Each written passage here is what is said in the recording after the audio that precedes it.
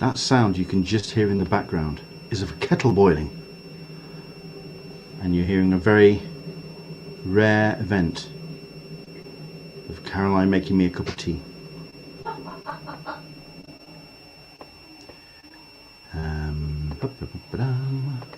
Really? You're going to tell them that? I'm going to tell them that. So there you go. As always, thank you very much indeed for joining us, especially if you are a Patreon supporter, if you are a subscriber.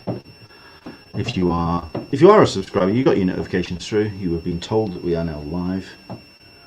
And welcome along. Jump in on the comments. Number one, we want to know several things. Where you're watching from.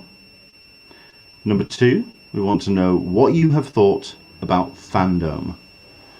Of course, that's been running. In fact, that finished. It finishes in 2 minutes.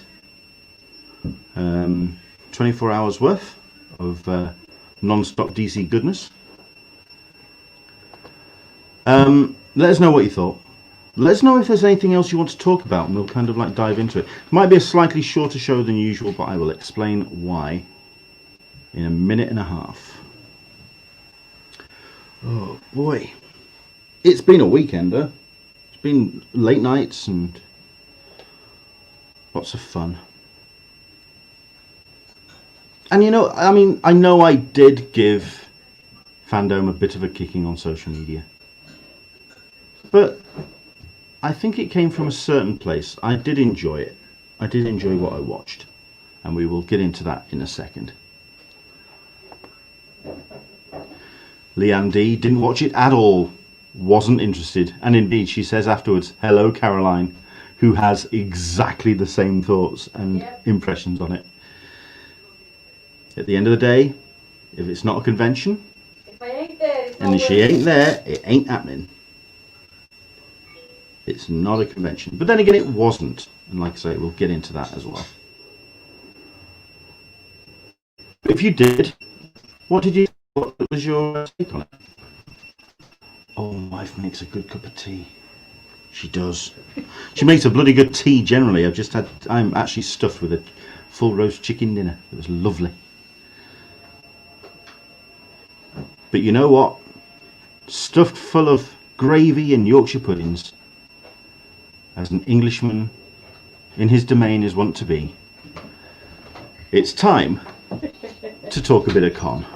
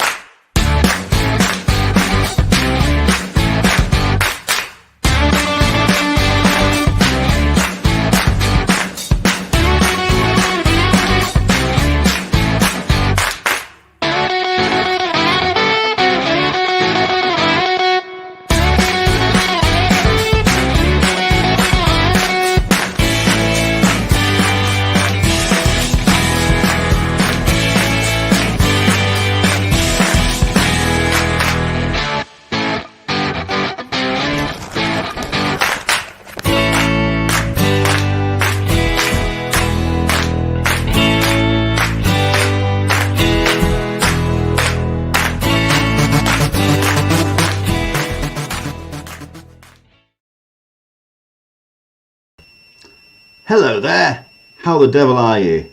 It's Talkin Con, a cup of tea with an Englishman in San Diego. I've got to say hi to Super Cat Chick, who hasn't been on for absolutely ages, and we've missed her as well. Hi there, and she's saying hello to everyone, catching up with everyone. And everyone's just saying, it's great to see her. Oh, we've missed your face. And, it's just really good that we've got Super Cat Chick back on. Welcome to Talkin Con, a cup of tea with an Englishman in San Diego. I've got my cup of tea, hopefully you've got yours as well. And hopefully you caught some of the social media updates that I put out over the course of the last couple of days, because we've had a slight change of plan. This is actually part one of Talkin Con this weekend, this Sunday, because we were going to, if you are tuning in, by the way, with the express intention of seeing Darick Robertson, small issue with that. Listen, I'm often stunned that I get any guests on at all. Sunday morning, 10 o'clock. I mean, most artists are doing what they do throughout the night. Most of them are night owls, vampires for the majority. which means 10 o'clock in the morning is a bit of a stretch. Midweek on a school day, maybe. On a Sunday, it's a family day, and it's just as laying in bed. That's the kind of thing. However, that's happened this time round. Darick Robertson, who's of course the artist behind such great works as Transmet and also The Boys, which is going great guns on Amazon Prime at the moment. He is a cracking artist, and basically he is lying in. He's 10 o'clock's a little bit early for him. He wants a cup of coffee just to get himself all sorted, which means we're doing a two-parter. Part one, we're going to talk about DC fandom and indeed anything else that you want to dive into. Jump in on the comments. Anything you've spotted that you want to get into, we'll cover today. But our second show is going to be at 1 p.m. Pacific, 4 p.m. Eastern, 9 p.m. GMT. So please do join in if you want to kind of watch that, because I think it's going to be a fun show. A great conversation with someone who's just very interesting and just really an engaged guy. So really looking forward to talking to him. So there we go. Comments are coming in saying hi. Let's have a look at this. Into the Blue Mister. You know how Stephen Colbert has been getting his wife to help him with his home broadcast recently. Leonard should get Caroline to do the same. No. She has very little interest in this. It's not what she gets into it for.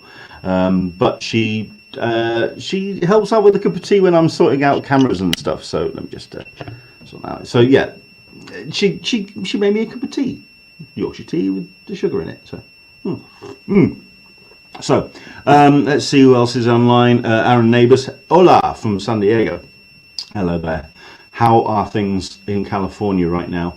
Obviously, it won't be getting as close as San Diego, but certainly I've been seeing on social media about the fires that are currently sweeping across California. And if anybody is watching and in the near vicinity of those events, sending you all our best. Stay safe, for heaven's sake. 2020 has just been, safe to say, a shitter of a year, and this is just something else. Just a drag on top of it. It's just ridiculous. He's just saying it's bloody humid. As long as for yourself that's what it is, fine. But I can appreciate that for many it's been hard work. But there we go. Dan Berry, Show 102, you're welcome. Dan is crediting himself entirely for getting Darick Robertson on the show. I have been looking through my emails, and Darick has also responded as well. There was another artist called Robin Jones who has also contacted Darick. But I will say, considering that Dan has been DMing Darick backwards and forwards, I'll give him 80% of the credit.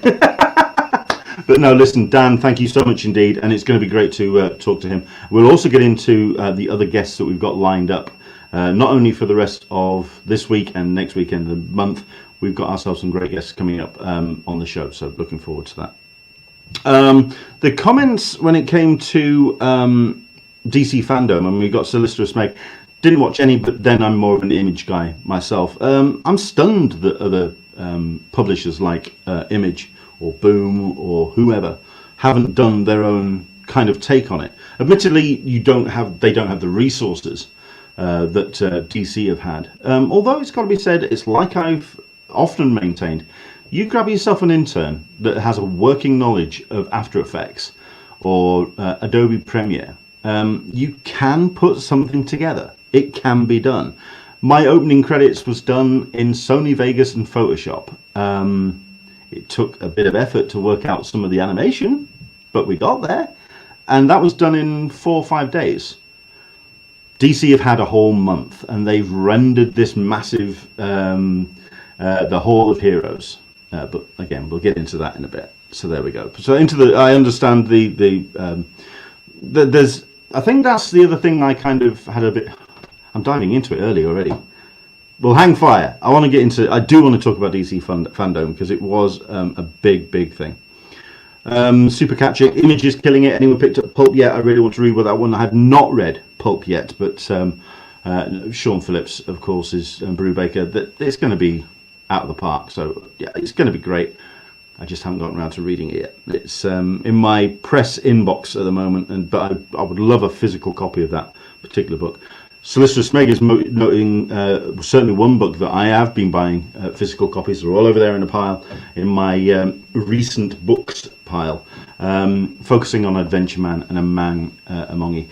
Adventure Man is just absolutely old school comics. It's a fascinating adventure romp wrapped around some astonishing artwork. Matt Fraction, he knows his way around a comic strip, and Terry Dodson is just it's career best stuff. Absolutely stunning.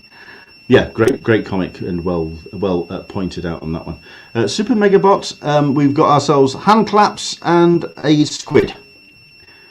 I don't know what the kids are saying nowadays. It's all emojis. I'm sure she's great on TikTok. She knows what she's doing. But no, thank you very much indeed to Super Megabot for joining us. Into the Blueness, I've been catching up on Images Moonshine by Azzarello and Rizzo, another book which I haven't had the chance to get round to. And indeed, Leandy, I'm looking forward to seeing Darick. You know my love of the boys, especially the comic book Knows No Ends. Do join us. Like I say, it's going to be 1 p.m. Pacific, 4 p.m. Eastern, 9 p.m. GMT. I'm going to finish off here, and then we'll kind of take an hour or so. I'll do a little bit of last minute research and cramming, and then we'll dive into that conversation. Right. So DC Fandom. It was announced as a global fan event.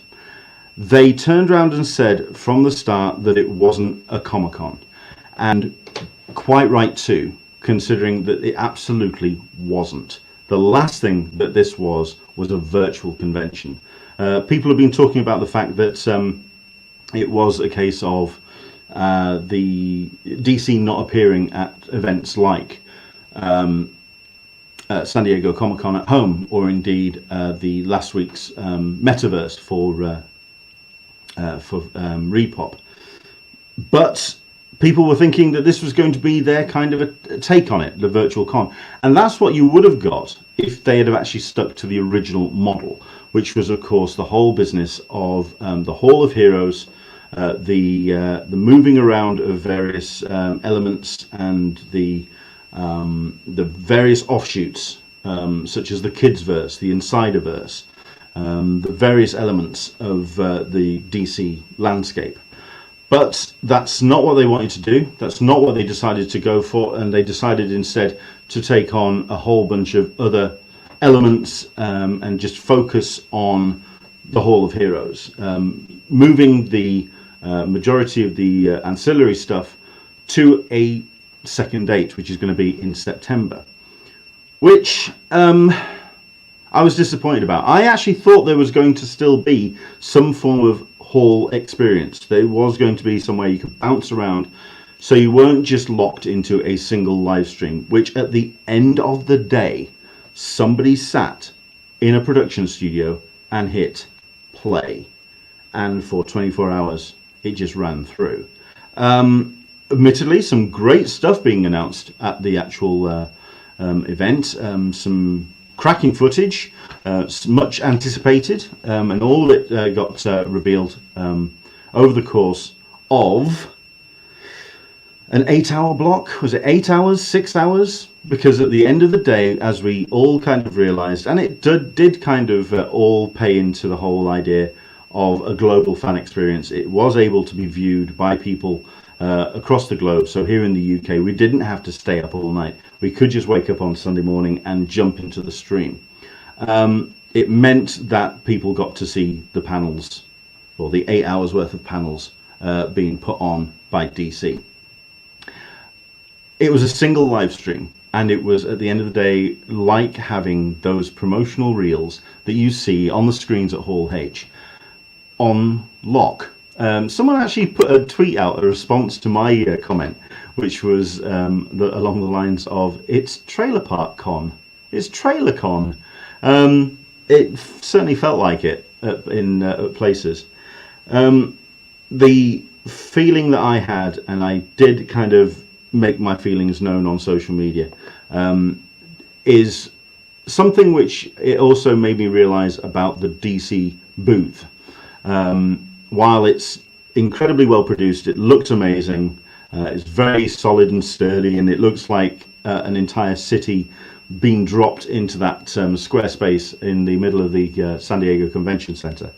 It doesn't look like a bunch of very high, well-nailed plywood boards together. It looks like a solid setup.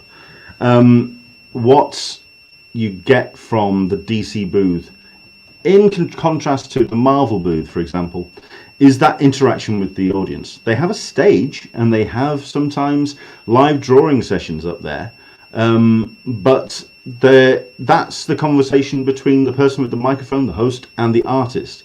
There's no real dialogue with the audience, whereas with the Marvel booth, there is that direct dialogue, and you get the energy of a crowd looking at something. The fact that this was also the only real interaction, or the knowledge of any kind of interaction from fans, was the scrolling Twitter feed that was on the right-hand side of the page. It just felt that there was no two-way dialogue. It was all it was a very, very passive experience. It's the difference between having Michael Rooker up on a Marvel stage, bellowing at the crowd, getting everyone all riled up, and throwing out t-shirts, and just generally getting the audience up and running, to having the Wonder Woman outfit in a glass cage. Well, it's all very nice, but once you've taken the picture, there's no real interaction. It's very, very passive. That being said, let's actually talk about what we did watch and what we did get out of the actual event. Let's go through a couple of things. First off, straight out the gate, of course, was Wonder Woman 1984. We got the chance to see Patty, see Gal, and the cast members all coming together, and there was a lot of them as well. It did kind of sum up what we expected from DC fandom. Extremely well produced. It was the equivalent for San Diego Comic-Con at home, for example, was the Bill and Ted panel, in that you had the Zoom footage or whatever camera footage they had nicely upscaled and put into a graphic, and it was nicely appealing to look at. And that's what you got across the board. I mean, you can't deny the sheen and the production value of DC fandom was absolutely staggering. It looked amazing. I loved the Hall of Heroes, actually. I liked the clearly, obviously, green screen comped person as the camera tracked around and did what they needed to do. It looked great, and that was it. Like I say, it was summed up with all the elements that was put forward by the whole thing. Wonder Woman, the trailer looks impressive. It's great to see that we've actually got our first chance of seeing Chitara, yeah. So it was great to have that up on printed forward. You didn't see much of Maxwell Lord. It was very much about Wonder Woman, Chitara, and also the return of Chris Pine, of course. So yeah, it was a nice. It generated for me the same kind of excitement as we've had with the other trailers. To be fair, we just want to see the film now. It's been put off so much. This was almost just like rubbing salt in the wound. Come on, let's actually see this film. I mean, to be honest, the other major releases that were announced are some way away, either through delayed production or whatever. Nice little comedy moment here with Chris Pine. Excellent stuff indeed. But no, it was a great presentation. And indeed, Wonder Woman represented several times throughout the course of the weekend. You also had that 80th anniversary panel with Gal Gadot.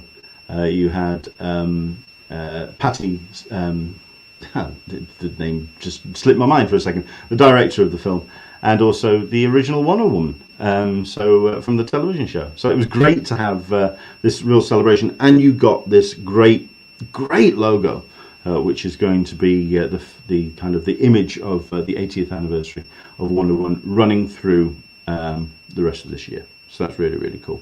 Let's have a look through a couple of comments already. Marcy Bretts has got a couple in. Apparently there's a DC that publishes comics, but you wouldn't have known that from yesterday. Almost all movies and TV all the time. Correct. That was down to the whole big screen nature of the Hall of Heroes.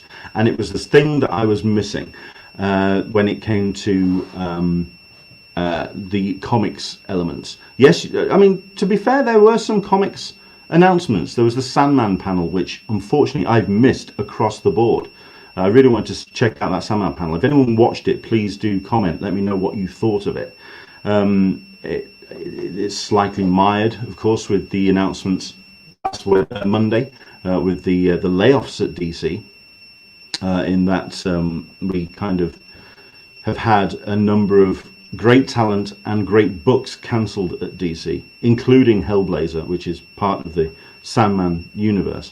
Cy Spurrier's book is being cut short. If you do get the chance to check out his blog, you'll know just how hurt and upset he is by that news. But there we go. But Marcy also mentions as well about live or nearly live interaction is one of the hardest things to accomplish for any event. Harder for large events. Correct. But I think it wouldn't have been completely unobtainable to have just a 5 minute out of the hour to jump out and actually interact with fans, have a live stream with people who have been watching stuff over the course of the last hour and get their take.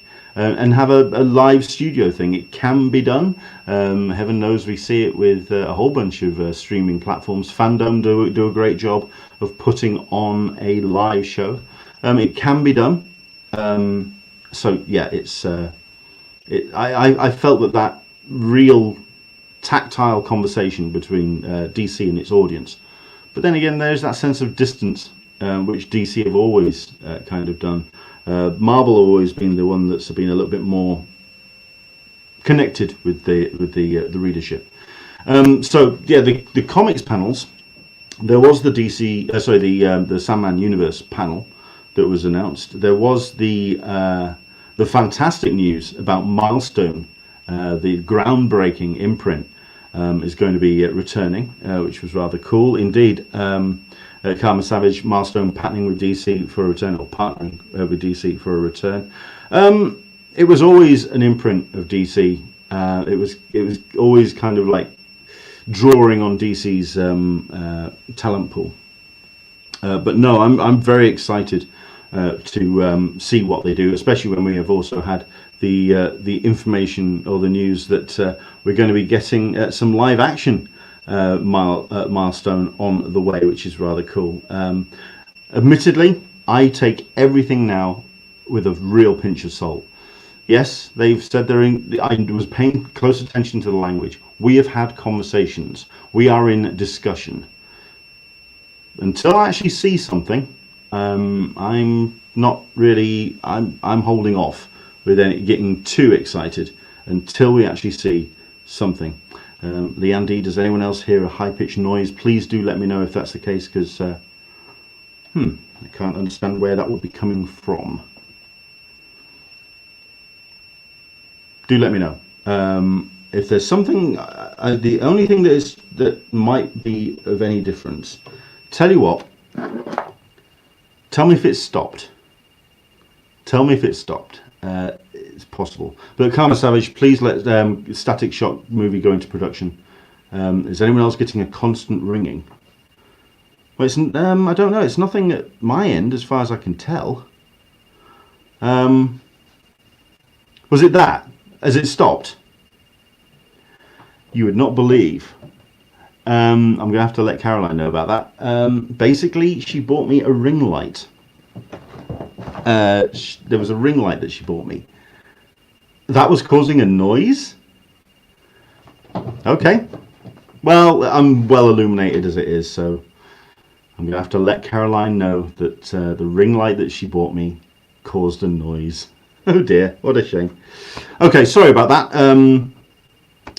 Yeah, the Static Shock movie, like again with all of the things that Milestone have got produced, I mean, Super Catchic, the Milestone nose suit is over, so they should be good to go.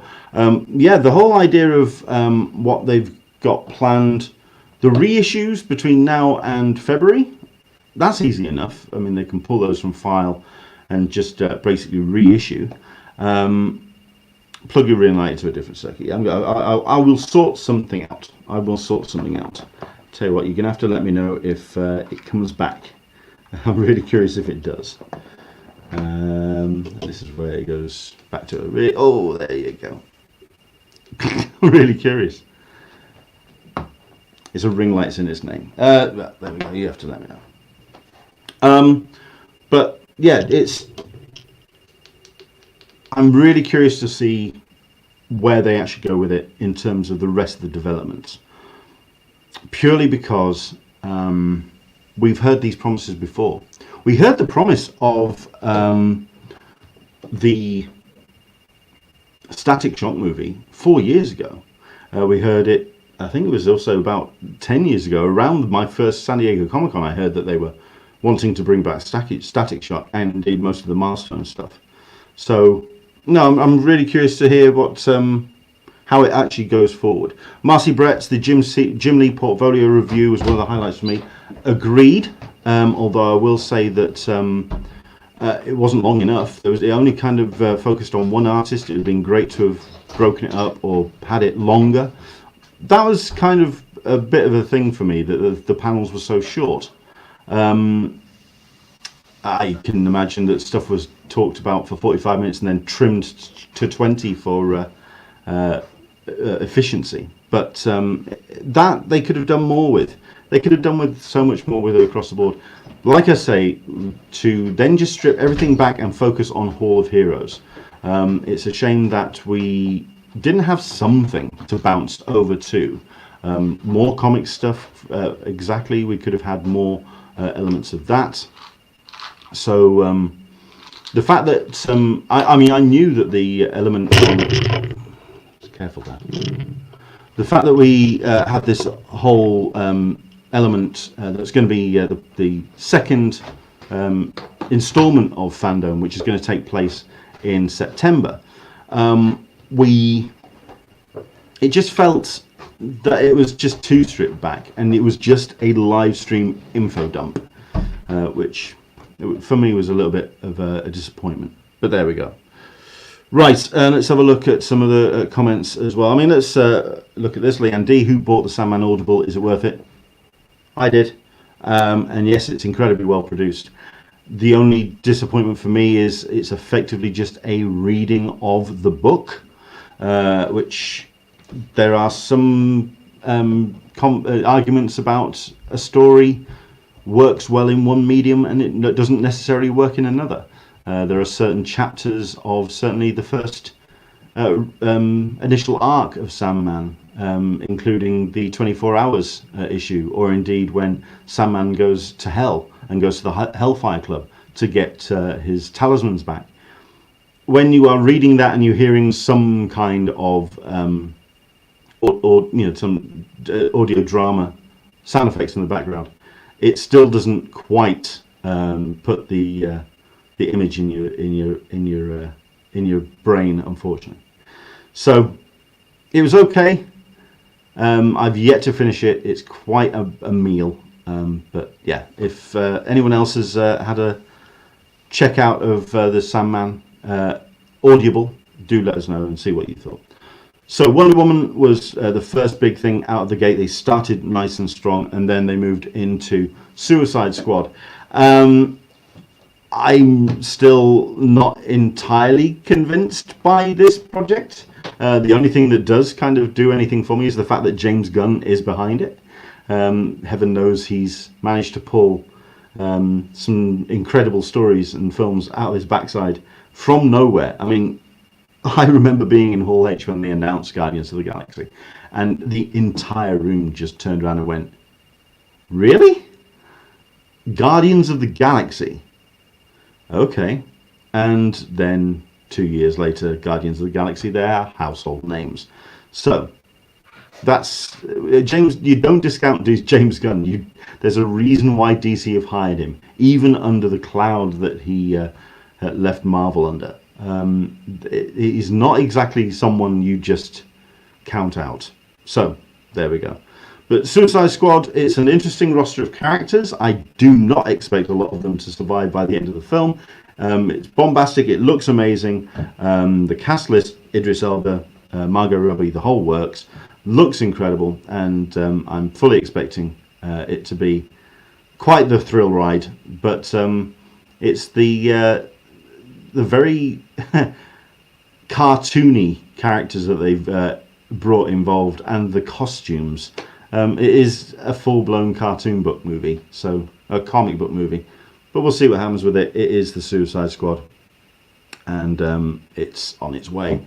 It was cool. I did kind of feel a little bit sorry for the Guardians of the Galaxy cast, considering that he turned around and said in the panel, "This is the best fun I'm having on set. This is absolutely the best crew that I've worked with." And yes, that's part marketing. Of course he's going to sell his movie. Of course he is.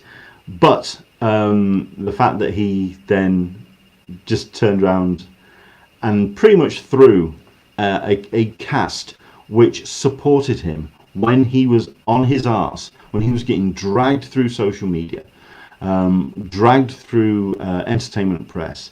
They pretty much put their careers on the line. Dave Bautista put his career on the line. All of them did, to support. And the fact that he then just turned around and said, "No, Suicide Squad, best cast I've ever worked with." Okay. It's salesmanship. We'll go with that. Dan Berry, who do you think will be the first casualty in Suicide Squad? Polka Dot Man. Polka Dot Man, or the character that Weasel, Sean Gunn. Yeah, that's it. It could be any of them. It could be a lot in one big RV.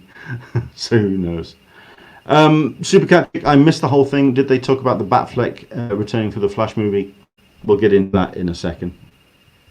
Marcy Brett, will the Suicide Squad be confusing to market to a general audience? It's not a sequel. Indeed. But then again, we could have said that about Guardians of the Galaxy again. That all hinged on that first opening trailer, and it's a case of how they kind of hook that audience in. They're going to hope that people are going to ride off the success of Harley Quinn and Birds of Prey and just get them into the cinemas in that regard. But who knows?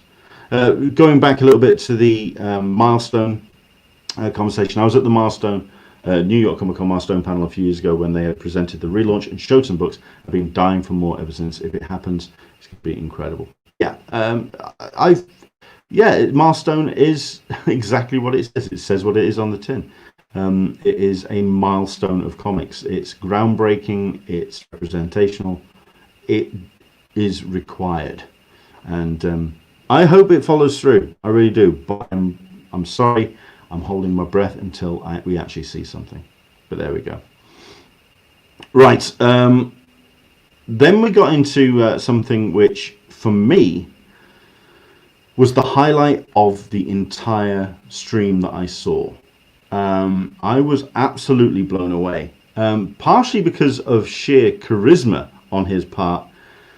But Black Adam, of course, Dwayne Johnson has been...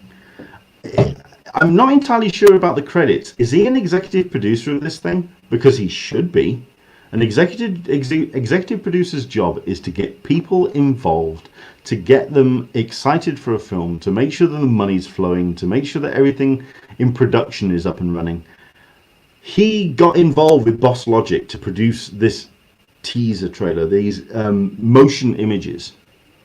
Boss Logic is the Australian fan artist that has pretty much got himself in the door when it comes to production of many fantastic artworks. And what they've done with this, it looks incredible. Very much like what we had with many like Hall H presentations, very much before early production, where you're getting a lot of promotion, concept art, a really nicely rendered graphic as a title card. It's just a case of how the film actually pans out, because very much like Suicide Squad, it's a little bit of a difficult sell. Admittedly, Dwayne Johnson, like I say, charisma through the eyeballs, and people will come along for Dwayne Johnson. But at the end of the day, he's an anti-hero. He's very much somebody who is not exactly on the side of the angels. Black Adam is a character. I mean, I think you could also put him in the same kind of box as Namor. He's supposed to be a hero, but he ain't. So we'll see how it all pans out. I mean, there were things in there he was talking about who I'd like to hang out with on a mission. He said, "Oh well, Wonder Woman, Superman. I think I'd bond with Superman." And you just go, "Okay, I know what the character's like." So we'll see how it goes. It really does play into the whole idea of a longer mythology, magic here being on Earth for 5,000 years, and being unleashed onto the world. And we're curious to see how we're going to have that play out, considering we had the very nondescript Shazam 2 panel, which even it was running the running gag of they can't reveal a great deal. They did announce the title, although I can't seem to remember it off the top of my head. It's not exactly a memorable one, but there is the Shazam 2, and I suspect we're going to see him going toe-to-toe with Black Adam. It's unlikely we'll see a Superman anywhere in there. There seems to be this kind of split. It's the Justice League bunch and everyone else. We'll get into Justice League in a bit.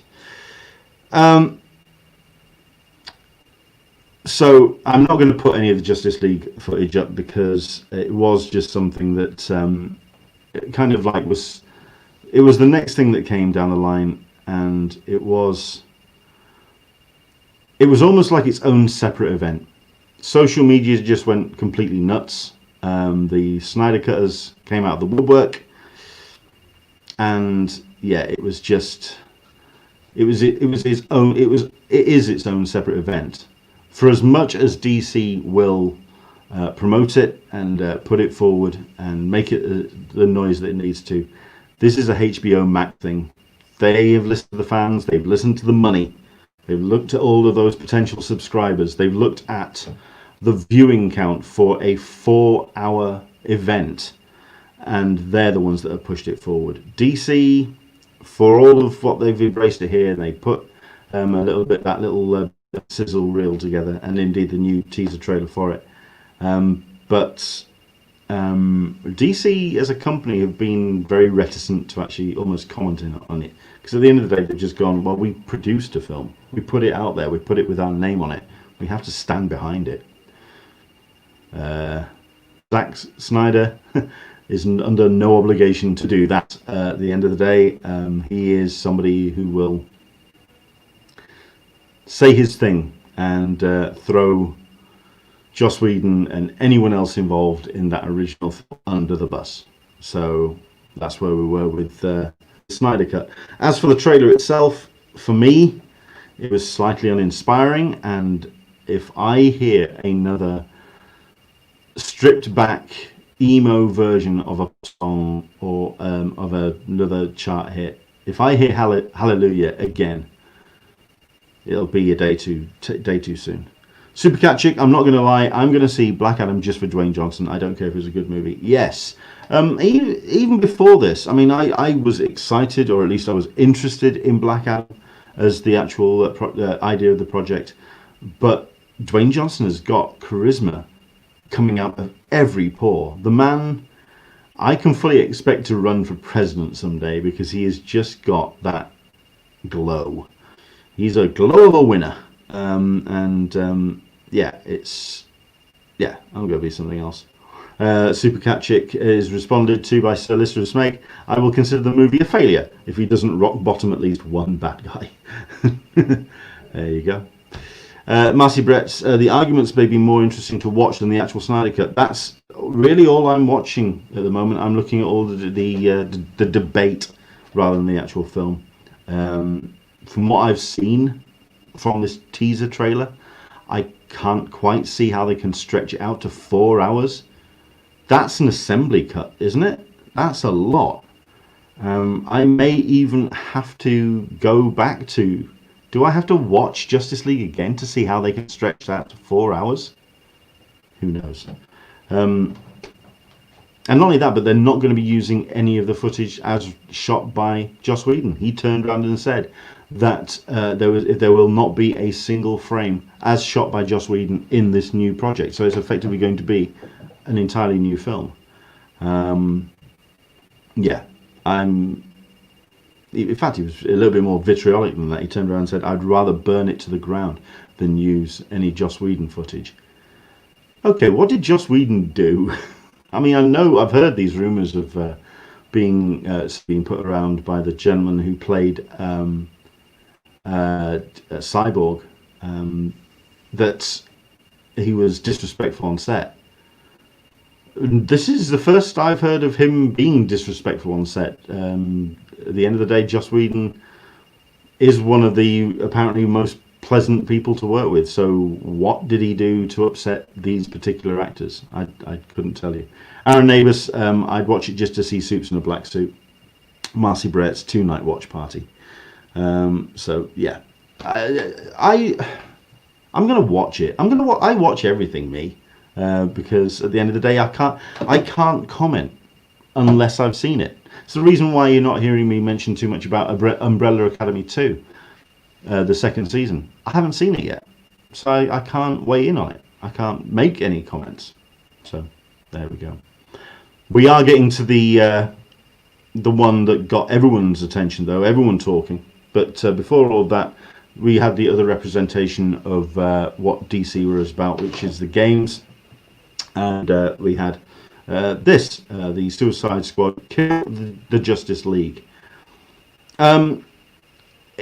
I'm not a gamer, but I really liked the panel which was done by Rocksteady, which are based here in the UK, and you also had an interviewer that was very engaging, and it was just a really cool panel. Also, you got to see some amazing footage. I mean, if we just bring this up so you can actually see what they've actually done with this particular game. It looks incredible.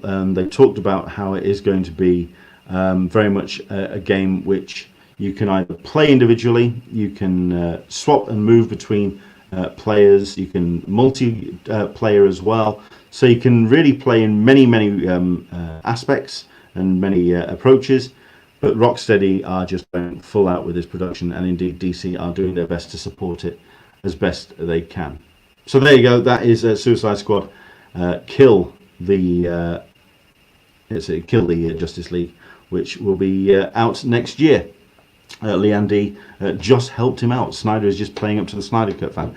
Yes, possibly, but it's a little bit too vitriolic, is what Zack Snyder is saying. He's a little bit too confrontational. I would love to know the final story. But then again, I'd love to know the final story of The Matrix and why Joe Pantoliano has been completely cut out of any promotional stuff since The Matrix came out. I'd like to know what that story's about.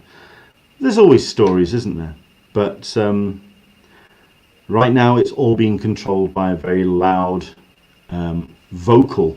I'm not going to say minority because there's far too many of them on the net talking about the Snyder Cut. My only downside to it is, at the end of the day, when it comes out, it could be a lumpen turd, and we're not going to be able to say anything because the fans have won. An entitled voice has bullied a studio into getting this thing made, and we're not going to be able to respond to it because of the behind the scenes stuff with Zack Snyder and the sense of victimhood. We're just not going to be able to point at it. We're not going to be able to do the whole Emperor's New Clothes because of the effort it's taken to get this thing on the screen. I'll do my best to be as objective as I can. I hope it's any better than the version that we saw in the cinema. It can't be much worse because for all of the to and fro, it was several projects all mashed into one, and that's what we saw. This is going to be a singular vision. It is going to be Zack Snyder's vision. It's whether it still holds up. So we'll see. I'll watch it. I think we all will. We all will. Solicitor Snag, Leandy, let's just hope Snyder learns that lighting is important and not every scene has to be dark and moody. Super Catchick, no, I want 4 hours of dark and moody. And yeah, I mean, speaking of dark and moody, then let's get into the darkest and the moodiest presentation of the entire thing, which of course was The Batman. If anyone can actually, I'm going to put this full screen, because if anyone can actually make out anything that's going on in this particular trailer, it's very, very dark. Yeah, it's the extension of the Joker element, that celebration of a lo-fi take on the superhero mythos. So, yeah. I mean, I'm curious, if anything, because I have seen Robert Pattinson's other stuff. I've seen Lighthouse. I've seen the other films that he's been involved in, which he did once stepping away from the Twilight films. He's a good actor. Whether he's got the personality to carry off a film like this, we were watching the panel upstairs. I had to watch the panel in the morning, because we were watching upstairs, we were in bed, we just kind of, we just on our phones, just wrapping up the day. And the Batman panel came on, and his voice went through Caroline like a knife. It just sounded so dull and bored, and just not excited about this at all. So we had to turn it off, and I watched it the next day. I watched the trailer. The trailer looks pretty damn impressive. And yeah, it is The Batman. I mean, keep coming, keep your comments in. You've got all sorts of people that are talking about it. We've got, I'm confused by the Batman trailer. There's no glitter. Okay, I'm confused by that comment. Maybe I'm too stupid to get that one. Sorry, I didn't get it. Aaron Neighbours, I'm confused. Sorry, Batman No White Eyes fail. Yes, but you've got two. You've got the white or the full back of eyes. There we go. They spent so much money on marketing, they didn't spend any on lighting and grip equipment. Yeah. There was a meme that was posted where it went through the years of the Batman films that came out, and without altering any of the frames, it put the frames up, and it was getting darker and darker and darker, and it just went 2028 and a totally black screen. So who knows? I did quite like this whole thing that came forward, and Aaron picked up on it as well. Hopeful for a detective version of Batman. Yeah, that kind of got touched on with Dark Knight. Oh, with the Dark Knight, there was a sliver of it where he was doing some detective work. That's my Batman, the Dark Knight detective. So yeah, I'm with you on that one, Aaron. Hopefully that's the way it is. Let's have a look at this. Leon D. I think Batman looks good, but I'm just so sick of Batman movies. They just keep rehashing. Yeah, I think for me, I mean, they didn't mention, as far as I'm aware, because we talked about it very briefly earlier, about the Flash. They didn't talk about Michael Keaton. They didn't talk about the return of Batfleck. So, but at the end of the day, the vast majority of the content for DC fandom was produced a month ago. We had Mark Bernardin, who hosted the Milestone panel. He basically turned around and said that he shot that thing 3 weeks ago. He was talking about it on Fat Man Beyond. So it's been produced and then stuck into the After Effects, rendered up, all chopped up and required in taking all the Zoom footage and editing it as need be. So the announcement about Batfleck, the only thing I can think of is the stuff that we got announced this week, the stuff that we thought they could have saved for fandom, because it's so intractable, because it was so edited and the sheen was put on weeks ago. At the end of the day, they can't drop something in. unless they do something like I have suggested, like a live stream, something as part of the actual presentation. The only way they can do that is an actual live presentation. So the news was going to go out. They might as well have just dropped it on Entertainment Weekly or Variety. So who knows? Into the Blue, Mister. I've always loved how Ra's al Ghul always referred to the Batman as detective. Agreed. Totally agreed. And Veronica Nunez. Hello, Veronica. I'm also so tired of Batman. Aaron Neighbours, I'm sort of in the same boat as Leanne, though I'd love a Batman Beyond live action movie. Is it just me? I mean, I put something up on line along the lines of for all of the films that we've had, such as Aquaman and Shazam and Wonder Woman, bringing the DC into the light, why DC and Warner Brothers are obsessed with making a dark and gritty DCU. At the end of the day, the world went nuts for the Batman trailer, so they're going to keep making them, y'all. That was the comment I made. Was it just me, or were the best bits of DC fandom the kid-friendly or the humorous bits, the relating to fans and their artwork and their tattoos and the cosplay? And they showed the cartoon clips, the claymation animation of DC's Funniest, DC's Funniest, which was on Cartoon Network. I was actually waiting for the panels to finish so they were showing those again, because I was blown away by them. I'd not seen them before. I'd not seen that animation style. I didn't know if there were British voices. It's basically very much like Creature Comforts, the Aardman animation. And I'm wondering if it is Aardman Animation that have done these, because they're just absolutely awesome. Do check them out. They're on YouTube. Just search for DC's Funnest on Cartoon Network. Really well worth checking out. I showed about 4 or 5 of them to Caroline this afternoon. We were in tears. We were in actual literal tears. So funny. And I don't necessarily, I mean, I have no problem with having an R-rated Batman. I have no problem with having an adult rated superhero movie. But I hope they balance it out. Which means they need Shazam to come out. Shazam 2 to come out very, very soon indeed. But there we go. Solicitor's Meg, it's getting as bad as Star Wars. At least a movie every year in Gotham. Maybe DC should look to some new properties before their Bat idol falls off the pedestal.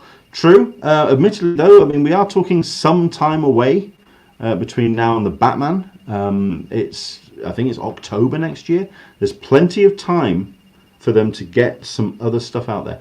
I really liked the Ask Harley Quinn, which is basically a very bleep-filled Q&A session with the animated Harley Quinn series. That was rather fun. Same drill. It's the end of it's having something light to balance out things. At the end of the day, you will only see that there's the darkness if there's the light to head towards. I think I paraphrased there somewhere, but there we go. Leanne D, I think I'm over DC, and a lot of the reason is due to their toxic fans. It has turned me off.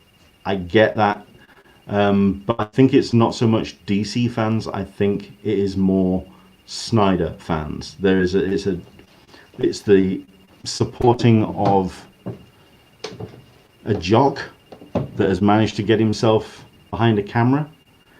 Okay, a little bit too much of a simplification, but it's possible. There we go. Right, I'm going to wrap up with some thoughts on this then. By all means, everyone, if you want to jump in with your general thoughts on DC fandom. For myself, I just didn't feel it was interactive enough for them to step away from conventions, which is their direct connection with a fan base. At the end of the day, we can all go and sit in Hall H and watch trailers and panel content up on a screen for hours on end. But at the end of the day, we're just going to sit there, get a numb bum, eat our popcorn, go through our stale nachos, and generally just get bored. I'm looking forward more to the extra haul content that we're going to get in September. I'm also curious to know what they're actually going to do with the Hall of Heroes in the September event. Haven't we kind of seen it all now? Are they just going to put this sizzle reel, this 24-hour live stream, and put it on again and just hit play? And then we all just disappear off into the separate halls. I'm curious if it was a case of they didn't want the eyeballs to come away from this thing which they had spent some serious time, money and effort on. They wanted more people to see the Wonder Woman. They wanted to see more people talking about Black Adam. They wanted to see more people talk about Suicide Squad. They wanted to see more people talking about the Batman.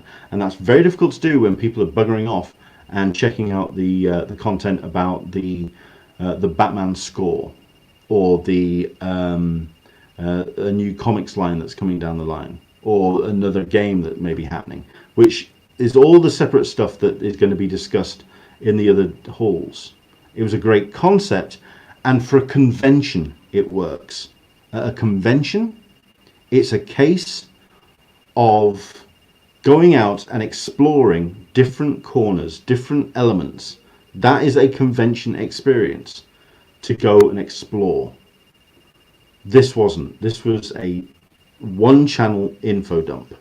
It's like going to San Diego Comic-Con and finding that only Hall H is open. Oh, and everyone could get in. So there was no real exclusivity. There was no real feeling that you've earned it. Everyone with a browser could jump in. Which, by the way, was the other issue as well. Did anyone else have buffering issues with DC Fandom? I had some real struggles. So there we go. I'd say every 15 minutes the whole thing kept buffering and I had to restart the browser. Very, very awkward. Into the Blue Mister. After watching today's episode, I'm mildly enthused to go and watch the Fandom highlights on YouTube. If you do go, you'll find reaction videos. You will find the actual sizzle reels like we've been showing up on screen. But you won't actually see any of the panel elements unless someone screen capped them, and heaven knows if you have enough phone memory, it was easy enough to do. Just hit screen record. You can do it, or someone could do it, but I can imagine DC would just jump on with copyright. But it can be done, or it could be done, that someone could record the panel and put it up. And yes, there were some interesting things in there. There was some fun things, but yeah, it was just a little bit awkward. We've got comments that are coming down. Stale nachos and lukewarm Hall H pizza. Yeah, I've never had the nachos, but I'm not a nachos fan. I have had the pizza, but there we go. Solicitor Meg, the most creative thing I've seen from DC in years is DC Superhero Girls on Netflix. That needs to get more episodes. I will back you on that one. I wouldn't say it's the most creative thing, because there has been some really cool things coming out of some odd corners of DC. And like I say, the Umbrella Academy, it's great. Titans, that's rather cool. I mean, I quite liked the Titans sizzle reel. I really liked actually the upcoming season of Flash sizzle reel. That came directly after the Snyder Cut, and I was more excited by that. I thought that was rather cool. So who knows? Super Catchy, also I'm a Snyder fan, backs away. I wouldn't back away. We embrace all here. I really like 300.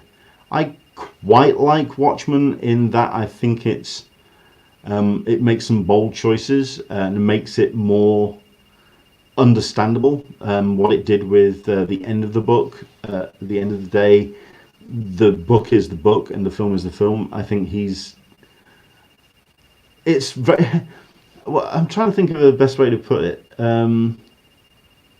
Michael Bay made Transformers, which is one of the single biggest messes ever to be projected onto a screen. But he also made The Rock. So you can't. You don't dismiss completely. I can't dismiss completely. There are some elements of Man of Steel I have grown to like. Certainly not the back end, but there's some elements of Man of Steel I quite like. There's some elements that once you've watched Man of Steel and watched Justice League directly, Batman versus Superman directly after. There's some elements of that I quite like.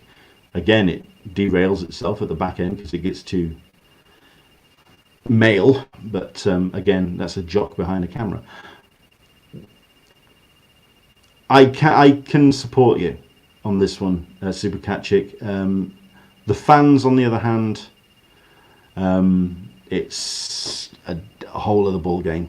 Snyder fans can be very aggressive, and it can be a bit much for my liking. Aaron Neighbours, again, Doom Patrol. Doom Patrol's a great series. If you've not checked out Doom Patrol, do it, because that's a lot of fun. Very, very good. Solicitor Smeg, Watchmen was a decent film that was adapted from an excellent comic, so in my eyes, Snyder still failed. Okay, that's your call. Of course it is. That's an opinion. So there you go. And it's one I get. At the end of the day, it's like, I mean, I think the only adaptation from a book that has absolutely nailed the landing when it comes to matching the epicness of what it was trying to do was Lord of the Rings.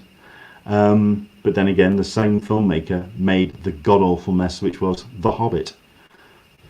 You could not pay me to go and watch that final Hobbit film ever again. Terry Gideon, this is Into the Blue Mister, once famously said that Watchmen was unfilmable. I think Snyder made a good go of it. I agree. And like I say, I think what he did with the final idea of what the squid was all about, that kind of worked. But then you watch the TV series and realise that actually, no, maybe a massive alien squid could have worked. I think the film Watchmen is okay. I think the TV series of Watchmen is god level. It's top tier. It's almost as good as Legion. Yeah, there we go. Right. Final thoughts. DC Fandom. Again, it's not a convention. It was a global fan event. It was a live stream. It was somebody who, it was an editor that had spent a lot of time and effort in an edit booth and putting this thing together, and then setting up the website, setting up the streaming video platform, and hitting play. And that was it. That was pretty much your thing. If anyone saw any kind of dialogue between anyone, I think James Gunn was possibly the one that made the most noise and actually helped talk to fans. Yeah. It was, I think that was the only kind of dialogue. It was just for me, it was just too passive. Maybe that's because at the end of the day, DC are not wanting to get absolutely jumped on after what was learned about last week with the cuts and the restructuring of the company. They don't want to have all that noise. I get that.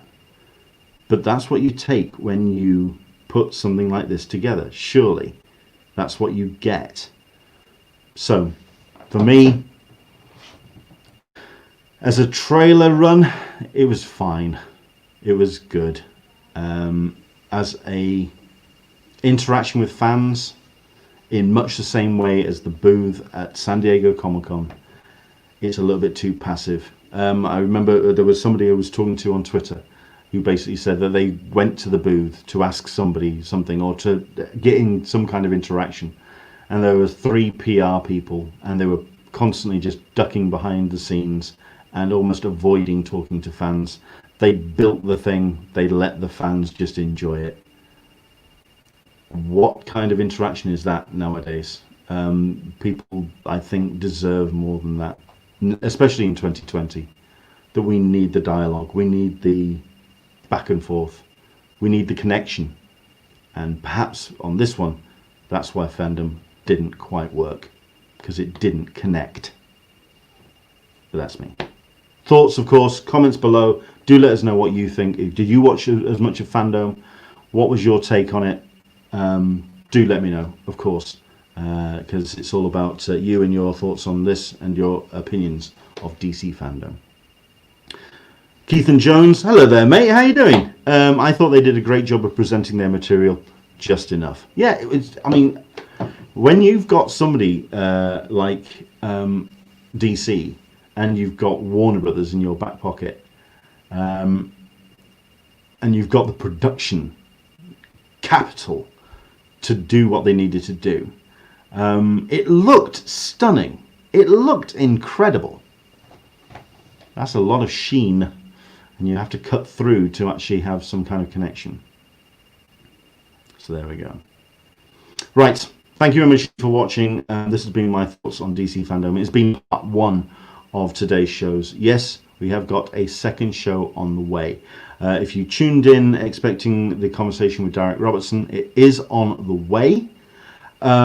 Yes, it is a case of the conversation is going to happen in a second episode, which we're going to be going live with. 10 a.m. Pacific, 1 p.m. 10 a.m. Pacific, 1 p.m. Eastern, 6 p.m. GMT is our Sunday show. But the Darick Robertson Part 2 is going to happen at 1 p.m. Pacific, 4 p.m. Eastern, 9 p.m. GMT. So in about 2 hours' time, we're going to be live with Darick Robertson. Of course, he is the artist behind the likes of The Boys, Happy, Trans-Metropolitan, and many other books. But he's an engaged guy. He's going to be a fascinating conversation, I think, and I'm looking forward to seeing how that's going to go out.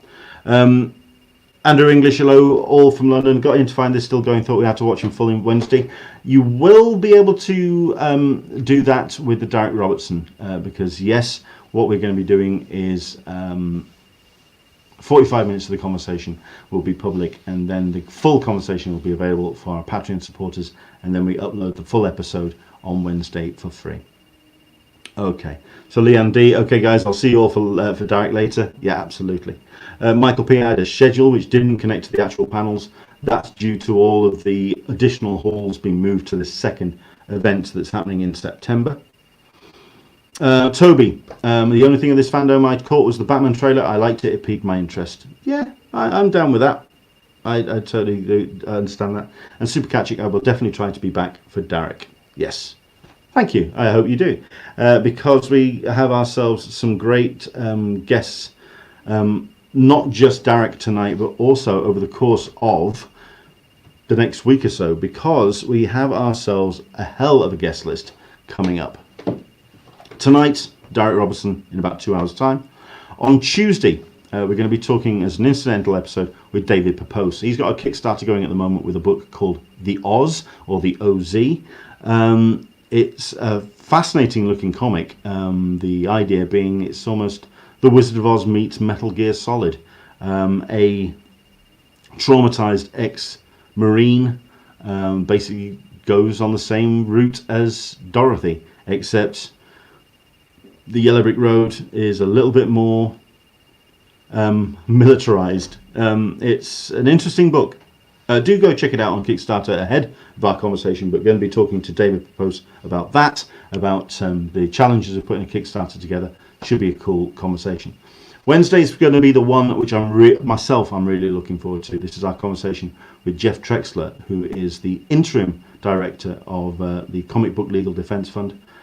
He is someone who's got himself a hell of a task in trying to convince a lot of people that the Comic Book Legal Defense Fund is still something to be salvaged.